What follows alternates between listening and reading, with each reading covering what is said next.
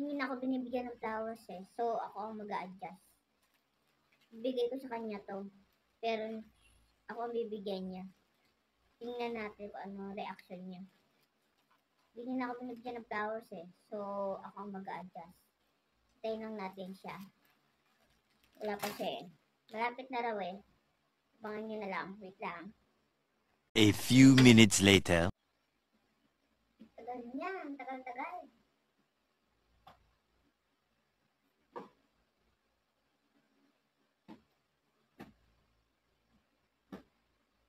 Wait lang guys. 2,000 years later. Nandiyan na siya.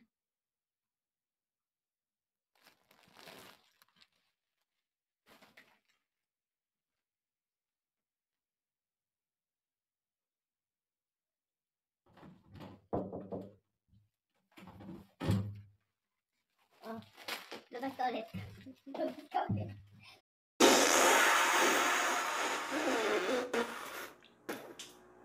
Labas ka. Gato ka ulit.